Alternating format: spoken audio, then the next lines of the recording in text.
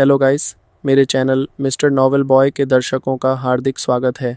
जिन्होंने पिछले episode miss कर दिए हैं वे मेरी प्लेलिस्ट में जाकर उन्हें ज़रूर देख लें।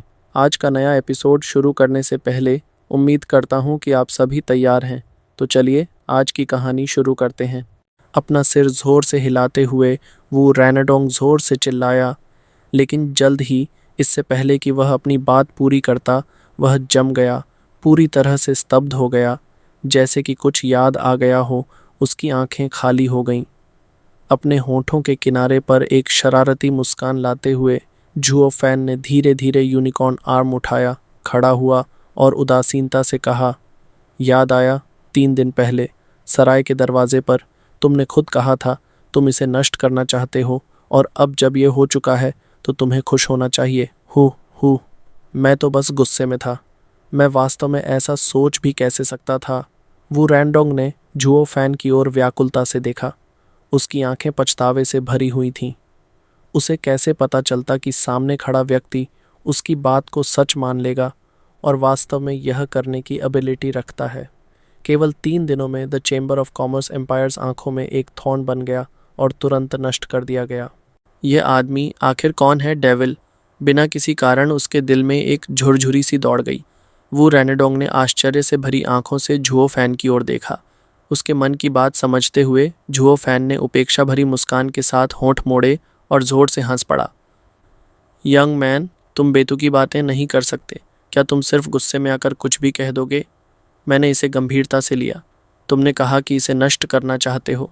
मैंने तुम्हारी इच्छा पूरी कर दी, और मैंने तभी कहा था बाद में पछताना मत। लेकिन अब हे नहीं, मैं पछता रहा हूँ सर। मुझे पता है कि आप कोई साधारण व्यक्ति नहीं हैं। आपके पास चेंबर ऑफ कॉमर्स और मेरे पिता और भाई को बचाने का कोई ना कोई तरीका ज़रूर होगा। कृपया, मैं आपसे विनती करता हूँ, उन्हें बचा लीजिए। जुओ फैन के रहस्यमयी और अप्रत्याशित व्यवहार ने वू रैंडोंग को पूरी तरह से उलझा दिया और उसने घबराहट में उससे प्रार्थना करनी शुरू कर दी। धीरे से अपना सिर हिलाते हुए जुओ फैन ने उपहास किया। द टू सन्स, जिसे स्वर्ग का अनुग्रह नहीं मिलता, वह अपने कर्मों से खुद को नष्ट कर देता है। यदि तुम्हारा बैंक मेरे हाथों से बर्बाद हुआ होता तो उसे रोकना मेरे लिए आसान होता, लेकिन अफसोस यह मेरी बिजनेस नहीं थी। यह पूरी तरह से तुम्हारी अपनी बिजनेस थी और इसमें मैं कुछ नहीं कर सकता। क्या हमने खुद पाप किया? हाँ, खुद किया। हल्का सा सिर हिलाते हुए जुओ फैन ने रहस्यमयी मुस्कान के साथ हल्की आवाज़ में कहा, सेकंड सन, क्या तुम हमेशा अपने बिजनेस करने के तरीके से असंतुष्ट नहीं थे? तो चलो, मैं तुम्हें एक और बात बताता हूँ जिससे तुम और भी असंतुष्ट हो जाओगे। 3 साल पहले तुम्हारे भाई बहन को तुम्हारे पिता और बड़े भाई ने खुद बायली जिंगियू को सौंप दिया था, और यह किसी दुर्घटना का नतीजा नहीं था। क्या? वो रैंडोंग चौंक गया। यह असंभव है, यू बुलशिट। हल्की हंसी के साथ जुओ फैन ने कहा, मुझे तुमसे झूठ बोलने की ज़रूरत नहीं है। यह जानकारी मैंने पिछले 3 दिनों में बायली जिंगियू से प्राप्त की है। तुम्हारे पिता और बड़े भाई ने तो कुछ नहीं कहा, लेकिन वेस्ट मटेरियल की ज़ुबान बहुत ढीली थी। और सुनो, तुम्हारे पिता ने यह सब किया सिर्फ उस बेकार आदमी को खुश करने के लिए नहीं, बल्कि उसे एक जाल में फंसाने और उसके खिलाफ सबूत इकट्ठा करने के लिए। तुम्हारा बिजनेस इतना बड़ा हो सकता है, लेकिन यह उतना कमज़ोर नहीं था जितना बाहर से दिखता था, बल्कि पर्दे के पीछे इसके तरीके बहुत सख्त थे। असंभव, वे हमारे अपने रक्षक थे। मेरे पिता ऐसा कैसे कर सकते थे? गुस्से में हाथ झटकते हुए वो रैंडोंग गंभीरता से देखने लगा। उसे इस बात पर विश्वास नहीं हो रहा था। जुओ फैन उसकी मनोदशा समझ सकता था, इसलिए उसने आगे कहा, businessman value the benefits rather than leave. उनके लिए केवल लाभ मायने रखता है। 2 नौकरों की बलि देकर एक शहर के स्वामी का जीवन पाना उनके लिए कोई महंगा सौदा नहीं था। तुम खुद सोचो, उस घटना से पहले बायली जिंगियू का तुम्हारे प्रति क्या रवैया था, और उसके बाद का क्या था? मैं तुम्हारे बिजनेस को संभालना चाहता हूँ, बस तुम्हें हाँ कहनी होगी। और बेकार सिटी ओनर तुम्हें क्या क्या वादे करेगा। इसका परिणाम यह हुआ कि तुम्हारे पिता अब भी अधिकारियों और बिजनेसमैन के साथ गठबंधन करना चाहते थे। वो रैनाडोंग की पलकें हल्की सी कांपीं। वह अब भी इस सच्चाई को स्वीकार नहीं कर पा रहा था, लेकिन जब उसने पीछे मुड़कर देखा तो उसे कुछ बातें समझ में आने लगीं। वास्तव में उस घटना से पहले बायली जिंग्यू बहुत घमंडी था और हमेशा परेशानी खड़ी करता रहता था, लेकिन उसके बाद तो पत्थर के बारे में क्या? क्या तुमने हमें फंसाया था? अचानक एक छाया चारों ओर छा गई। सब कुछ गायब हो गया। वो रैनाडोंग को कोई आश्चर्य नहीं हुआ। उसने इधर उधर देखा और चिल्लाया, डोमेन स्पिरिट? हाँ, यह मेरा क्षेत्र है। एक हल्की गूंज उठी। क्षेत्र जगमगा उठा। अब पहले की तरह अंधेरा नहीं था जहां कुछ भी दिखाई न देता। वो रैंडोंग ने जुओ फैन को अपने सामने देखा और उसके चारों ओर ब्लैक स्टोन की आकृतियां थीं। कुछ स्पष्ट चेहरे, कुछ भयभीत, कुछ संदेह में डूबे हुए। Tens of thousands slowly stroking the stubborn stones. Zhuo Fan ने धीरे से हंसते हुए कहा, सेकंड सन, तुम्हें क्या लगता है ये क्या है? Magic stone? वो रैनाडोंग ने तुरंत कहा, जब उसकी आंखें गहरी हो गईं। धीरे से सिर हिलाते हुए जुओ फैन हंसी रोक नहीं सका। Demon stone? दुनिया में कोई डीमन स्टोन कैसे हो सकता है? लोगों को खुद पर निर्भर रहकर शूलियन। शूलियन का अर्थ अभ्यास या साधना होता है, करनी होती है, और दुनिया तुम्हें कोई शॉर्टकट नहीं देगी। ये सभी लोग हैं। कौन? सही कहा। हल्का सा सिर हिलाते हुए जुओ फैन ने गंभीरता से कहा, I am rare in the world of heaven, और पहले भी कई लोग मारे जा चुके हैं और वे इसी तरह बन गए। इसलिए यदि तुम मैजिक स्टोन का उपयोग शिवलियन अभ्यास करने के लिए करते हो तो तुम तेज़ी से प्रगति कर सकते हो, क्योंकि तुम उन यह सब दूसरों की एलिमेंटल फोर्सेस को सीशो अवशोषित कर रहे हो। लेकिन ये सभी एलिमेंटल फोर्सेस मेरे अनोखे तरीके से राक्षसी बनाई गई हैं। एक, यह सब ठीक है, लेकिन अगर कोई और उन्हें सीशो अवशोषित करता है तो उनकी ओन एलिमेंटल फोर्सेस संक्रमित हो जाएंगी और फिर वे ऐसे ही बन जाएंगे। तो अब तुम समझ रहे हो कि तुम्हारा चेंबर ऑफ कॉमर्स इतनी बड़ी मुसीबत में क्यों फंस गया है। किसी ने इस चीज़ के कारण कुछ गलत किया होगा। तो फिर भी तुमने हमारे चेंबर ऑफ कॉमर्स को नुकसान पहुंचाया। नहीं, तुमने खुद को नुकसान पहुंचाया। वो रैनाडोंग स्तब्ध रह गया और चिल्लाया, लेकिन जो फैन की आंखें गंभीर हो गईं और वह गरजते हुए बोले, these only stones were all made by me, और मुझे इन्हें शीशो अवशोषित करने में कोई डर नहीं है। यू ओनली विल बैकफायर, लेकिन मैं फिर भी बहुत अधिक लेने की हिम्मत नहीं करता, क्योंकि मैं जानता हूँ कि स्पीड पर्याप्त नहीं होती and there is no shortcut to heaven. अगर मैं इन पत्थरों का उपयोग करके शिखर तक पहुँचता हूँ तो मेरी शिववेई ताकत अस्थिर होगी और शक्ति बिखर जाएगी। I see, although I also want to quickly enhance my strength and accomplish my purpose. फिर भी मैं खुद को रोकता हूँ। This is called temperance. लेकिन तुम्हारा बिजनेस यह नहीं जानता था कि यह पत्थर क्या है, और इसने पैसे कमाने शुरू कर दिए। अब समस्या खड़ी हो गई, और यह सिर्फ एक बड़ी समस्या नहीं है, बल्कि इसने परिवार की कई जिंदगियों को भी बर्बाद कर दिया, तबाही ला दी। और इसका दोष किसे दिया जाए? स्वर्ग और पृथ्वी का संतुलन किसी एक के लिए नहीं होता। यदि तुम बहुत अधिक लाभ के पीछे भागोगे और बाकी सब छोड़ दोगे तो मुसीबत आना तय है। तुमने केवल लाभ के पीछे भागा, और जल्दी या देर से यह तुम्हें बड़ी मुसीबत में डाल देगा। और न सिर्फ यह, और क्या? वो रैंडोंग ने जल्दी से पूछा। गहरी सांस लेते हुए जुओ फैन ने अपनी आंखें संकरी कीं और हल्की आवाज़ में कहा, not to mention the sword star empire, मुझे लगता है कि उन्होंने पहले ही तुम्हारे बिजनेस पर प्रतिबंध लगाने का मन बना लिया था।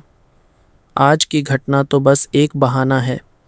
भले ही भविष्य में मैजिक स्टोन न हो, फिर भी द सोर्ड स्टार एम्पायर कोई और कारण खोजकर तुम्हें मिटा देगा। वैसे भी जल्दी या देर से यह एक मौत है, and it will die sooner or later. लेकिन अब यह घटना अचानक हुई, और दूसरी तरफ भी अचानक मुश्किलें आईं। वे पूरी तरह तैयार नहीं थे। शायद तुम अभी तक पूरी तरह से ख़त्म नहीं हुए हो। अभी भी बचने की एक हल्की सी संभावना बची है। इस स्थिति को देखते हुए तुम्हें मेरा शुक्रगुजार होना चाहिए। क्या? वो रैंडोंग अनायास ही हैरान रह गया। एक झटके में जुओ फैन ने उसे गहराई से देखा, अनायास ही चैनल लोकेशन की ओर इशारा किया और हल्के से मुस्कराते हुए कहा, सेकंड सन, जब से मुझे इस जगह भेजा गया है ज़्यादातर समय बीत चुका है बस यहाँ की हलचल देखने के लिए। अगर तुम ग्रैंडसन या सेकंड सन हो तो इसका मतलब है कि तुम्हारा बिजनेस सच में मुसीबत में है। अगर 3 दिनों के भीतर कोई हलचल नहीं हुई तो फिर एक दिन ऐसा ज़रूर आएगा जब बस जिंदा रहने और सांस लेने की ही गुंजाइश रह जाएगी। अपनी आंखों में उलझन भरी नज़रों के साथ वो रैंडोंग उलझन में पड़ गया। मैं देख रहा हूँ prime minister Bailey's plan. Zhuo Fan की आंखों में एक ठहराव था जब उसने कहा, लोग पॉलिटिशियंस एंड बिजनेसमैन की बातें करते हैं। वे सभी अच्छी बातें करते हैं, खासकर वह जो देश को चलाता है जैसे बैली इंगवेल। वह प्राइवेट ग्रजेस को पीछे छोड़ देगा। उसका ध्यान वुजोऊ की समग्र स्थिति पर है। अगर इस बार तुम्हारा बिजनेस मुसीबत में पड़ा है तो यह इस वजह से नहीं कि तुमने कोई बड़ी गलती की है, बल्कि इसलिए कि तुम किसी काम के नहीं हो। अपनी आंखें हल्का संकुचित करते हुए वो रैंडोंग ने काफ़ी देर तक सोचा, लेकिन समझना मुश्किल हो गया। लेकिन हम वुझोऊ में हैं जो कि एम्पायर के लिए बहुत लाभकारी है। हाँ, और अगर वह इतना बड़ा लाभ छोड़ सकता है तो इसका मतलब है कि अब उसे तुम्हारी परवाह नहीं। अनायास ही मुस्कुराते हुए जुओ फैन ने वो रैंडोंग को रहस्यमयी निगाहों से देखा और शांति से कहा, क्या तुम शर्त लगाना चाहोगे? मुझे डर है कि कुछ ही दिनों में the Iron Hooves of the sword star Empire Zhongzhou से बाहर कदम रखेंगे। तुम्हारा मतलब है कि झोंगझोऊ सिजोऊ में परेशानी भेजने वाला है? बिल्कुल, वरना उसने मध्यस्थ को क्यों हटा दिया? इसके अलावा तुम हमेशा सतर्क रहे हो और उसके विरोधी नहीं बने। जो लोग तुम्हारे एनिमीज नहीं हैं उन्हें एलिमिनेट करने का बस एक ही कारण होता है। अनायास ही मुस्कुराते हुए जुओ फैन ऐसे दिखा जैसे उसने सब कुछ भांप लिया हो। उसकी आंखें 2 सितारों की तरह चमक उठीं। The 5 states had it together.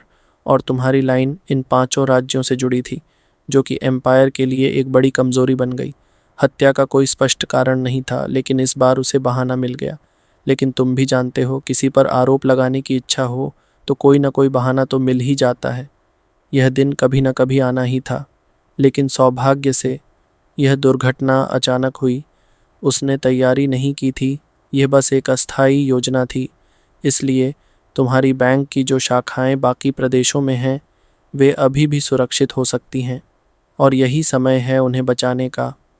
इसलिए मैंने कहा कि तुम्हें मेरा धन्यवाद करना चाहिए कि मैंने तुम्हें जल्दी मौत के मुंह में जाने से बचा लिया और तुम्हें एक नया जीवन दिया। हा हा हा। छुओ फैन की बात सुनकर वो रैंडोंग काफ़ी देर तक स्तब्ध खड़ा रहा, जब तक कि वह पूरी बात नहीं समझ गया। यानी अब मुझे उन बाकी बिजनेस लोगों को बचाना चाहिए जिन्हें अभी तक मारा नहीं गया। हाँ, अब तुम्हें आखिरकार समझ आ गया कि तुम्हें क्या करना है। जुओ फैन ने हल्के से सिर हिलाया और होठों पर हल्की मुस्कान आई। आसपास चिंतित नज़रों से देखते हुए वो रैंडोंग अनायास ही बोला, ये जगह कहाँ है? मैं बिजनेस में बाकी लोगों तक कैसे पहुँचूँ? हे। सच में तुम्हारे पिता ने तुम्हें एकदम अलग रखा था ताकि तुमने कभी फैमिली बिजनेस के बारे में जानने की कोशिश ही नहीं की। वो जू हंस पड़ा। तुम्हें शांगदाओ से भेजा गया था, तो जाहिर है कि यह शांगदाओ का दूसरा इंटरफेस है, झोंगझोऊ और शिजोऊ की सीमा पर स्थित शाखा। जल्दी से सिर हिलाते हुए वो रैंडोंग ने तुरंत चिल्लाया, आओ आओ, जल्दी से बाकी शाखा भाइयों को बुलाओ। क्या बुला रहे हो? कोई नहीं आने वाला। लेकिन इससे पहले कि वह अपनी बात पूरी करता, जुओ फैन ने व्यंग्यात्मक मुस्कान के साथ हाथ लहराया। हमारी बातचीत में कोई बाधा न हो, इसलिए मैंने उन्हें पहले ही जाने के लिए कह दिया था। बस मैं यहाँ तुम्हारा 3 दिनों से इंतज़ार कर रहा था। वो रैंडोंग ने अविश्वास से उसे देखा। वे तुम्हारी असाइनमेंट क्यों मानेंगे? सुप्रीम कस्टमर्स, तुम्हारा बिजनेस इस अनुरोध को आसानी से स्वीकार कर सकता है। इसके साथ ही जुओ फैन ने एक गोल्डन कार्ड निकाला जो कि हाइचुआन फर्म की विशेष वीआईपी कार्ड थी। पूरे 5 स्टेट्स में केवल 5 कार्ड्स थीं। This is still from your Elder brother. अफसोस की बात है, मैं उसे अब कभी नहीं देख पाऊंगा। वो रैंडोंग के दिल में एक गहरी उदासी छा गई। उसने सिर हिलाया और एक लंबी सांस लेते हुए जाने लगा। लेकिन जैसे ही उसने 2 कदम उठाए, झुओ फैन ने उसे फिर रोक लिया। रुको, क्या हुआ? तुम क्या करने जा रहे हो? लोगों को बुलाने और संदेश भेजने। कौन सा संदेश? उन्हें छिपने के लिए कहना, वो रैंडोंग ने स्वाभाविक रूप से जवाब दिया। झुओ फान ने लापरवाही से मुस्कुराते हुए कहा, इतने अस्पष्ट आदेशों के साथ the foundation of your business for thousands of years will really fall apart. जब वे सभी छिप जाएंगे तो पेड़ बिखर जाएंगे। भविष्य में उन्हें फिर से कैसे इकट्ठा किया जा सकता है? क्या तुम चाहते हो कि तुम्हारे पिता और भाई ने जिन पहाड़ों और नदियों के लिए इतनी मेहनत की, वे इतनी आसानी से तुम्हारे कारण नष्ट हो जाएं? या फिर तुम 3 दिन पहले कही गई अपनी बात भूल चुके हो और इस स्टॉल के बिजनेस के वादे को स्वीकार करने के लिए तैयार हो? शरीर अनायास ही कांप उठा। वो रैनाडोंग ने गहरी भौहें चढ़ाईं और दर्द भरी सोच में पड़ गए। हाँ, वह पहले अधिक गंभीर, आवेगी और लापरवाह थे और the chamber of commerce with a lot of blood को बदलना चाहते थे। लेकिन इस क्षण, जब पिता और भाई नहीं रहे, जब वास्तव में उन्हें मालिक बनना था, तो वह पूरी तरह से अनियंत्रित थे और नहीं जानते थे कि इन महत्वपूर्ण चीज़ों से कैसे निपटा जाए। अगर ऐसा ही चलता रहा तो उनका बिजनेस जल्द ही वूंचोऊ से गायब हो जाएगा। The fathers and brothers foundation will be defeated in his hands, और वह जुकवान के नीचे उन्हें फिर कभी नहीं देख पाएंगे। क्या वह वास्तव में सिर्फ एक अपव्ययी व्यक्ति है? यह सोचकर वो रैनाडोंग ने अपना सिर खुजलाना बंद नहीं किया और उनके चेहरे पर पछतावे की अभिव्यक्ति थी। पहले वह इतने जिद्दी क्यों थे कि अपने पिता के साथ बिजनेस को संभालना नहीं सीखा? तुम्हें एक मार्गदर्शक की ज़रूरत है जो तुम्हें दिशा दिखाए। अचानक एक उदासीन आवाज़ गूंजी। उनका शरीर अनायास ही ठहर गया। वो रैनाडोंग ने चारों ओर देखा, लेकिन उन्होंने झुओ फान को चुपचाप उन्हें घूरते हुए देखा और उनका चेहरा अच्छा नहीं था। बेबस होकर आह भरते हुए वो रैनाडोंग ने धीरे से सिर हिलाया। दी एल्डर्स घर पर संभवतः मर चुके हैं और मुझे शाखा के लोगों के बारे में ज़्यादा जानकारी नहीं है। मुझे नहीं पता कि सहायता के लिए किसे ढूंढूं। है लगभग उसी समय वो रैंडोंग की आवाज़ पूरी भी नहीं हुई थी कि झुओ फान ने ज़ोर से चिल्लाया। अप्रत्याशित रूप से वो रैंडोंग ने अविश्वास में उनकी ओर देखा। तुम? गलत मत समझो, मैं तुम्हारी सहायता करने नहीं बल्कि तुम्हारे साथ सहयोग करने आया हूँ। उनकी आंखों में ठंडेपन से घूरते हुए झुओ फान ने हल्के से कहा, तुम्हारी मूल इच्छा मेरे प्रति थी। Take over the chamber of commerce, change the chamber of commerce. मैंने तुम्हारे लिए एक एक कर पूरी कर दी है, लेकिन तुमने इसे मेरे पिता और भाई की जान लेकर हासिल किया। मुझे इसकी ज़रूरत नहीं। वू रैनाडोंग! वो रैनाडोंग ने ज़ोर से चिल्लाया, लेकिन झुओ फान ने उससे भी ऊंची आवाज़ में दबाते हुए कहा, तुम अब बच्चे नहीं हो। तुम्हें यह समझना चाहिए कि लाभ और हानि का संतुलन होता है। The chamber of commerce that has developed for thousands of years, क्या इसे तुम ऐसे ही बदल सकते हो? From ancient times to the present, हर परिवर्तन के साथ रक्तपात होता आया है। जब तुमने परिवर्तन का फैसला किया तो तुम्हें इसकी कीमत भी चुकानी होगी। The seat of the chamber of commerce इतना आसान नहीं है कि उसमें बैठा जाए। एक बार जब तुम बैठ गए तो तुम्हें इसका भार भी उठाना पड़ेगा। अब वैसे भी तुम पीछे नहीं हट सकते। तुम्हारे पास केवल 2 ही विकल्प हैं, या तो the chamber of commerce according to your ideas को आगे बढ़ाओ, या इसे पतन की ओर धकेल दो और अपने पिता और भाई की मेहनत को व्यर्थ जाने दो। उनकी पलकों में हलचल हुई। वो रैनाडोंग कुछ देर के लिए हिचकिचाए और अंततः उन्होंने बेबसी में आह भरते हुए सिर हिलाया और कहा, मैं द चेंबर ऑफ कॉमर्स को आगे बढ़ाऊंगा, अपने पिता की मेहनत व्यर्थ नहीं जाने दूंगा। बस मैं तुम्हारे साथ सहयोग क्यों करूं? तुम्हारे जैसे लोगों के साथ रहते हुए मुझे हमेशा ऐसा लगता है कि मैं शैतान के साथ चल रहा हूं। मेरी पीठ में ठंडक महसूस होती है और मेरा दिल हमेशा अस्थिर रहता है। हे, यह स्वाभाविक है। तुम्हारी भावना सही है। मैं शैतान हूँ। बिना रुके एक दुष्ट मुस्कान के साथ जुओ फान ने आकाश की ओर देखा और शांत स्वर में कहा, जब लोग निराश हो जाते हैं तो वे अक्सर भगवान और शैतान की शरण लेते हैं। भगवान से सहायता मांगना समझ में आता है, लेकिन क्या तुम जानते हो लोग शैतान से सहायता क्यों मांगते हैं? क्यों? भगवान तुम्हें सुरक्षा देंगे, लेकिन उसकी एक शर्त होती है, सब कुछ त्याग देना। But the devil is different. The devil will take everything from you. लेकिन साथ ही वह तुम्हें तुम्हारी इच्छा पूरी करने और तुम्हारी लालसाओं को संतुष्ट करने के लिए प्रेरित करेगा। वू रैंडोंग को घूरते हुए जुओ फान हल्की हंसी के साथ बोले, अब तुम्हारी स्थिति लगभग एक अंतिम मोड़ पर है। तुम भगवान से सहायता मांगोगे या शैतान से?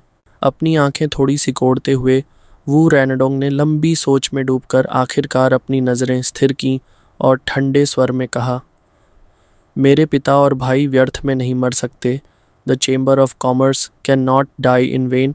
मुझे सब कुछ छोड़कर एक सामान्य जीवन जीने के लिए मजबूर नहीं किया जा सकता। We bow to the sword star empire, लेकिन इसका ऐसा अंत हुआ, मैं बाइली जिंगवेई और सोर्ड स्टार एम्पायर को इसकी कीमत चुकाने पर मजबूर करूंगा। तो क्या तुम पूरे चेंबर ऑफ कॉमर्स को लेकर मेरे लिए काम करने को तैयार हो? तो क्या तुम तैयार हो? नहीं, क्या तुम में इतनी क्षमता है कि तुम मेरी बदला लेने में मदद कर सको? The other party is Baili Jingwei and Sword star Empire. इसमें समय लगेगा, लेकिन यह किया जा सकता है, झुओ फान ने हल्के लेकिन दृढ़ स्वर में कहा।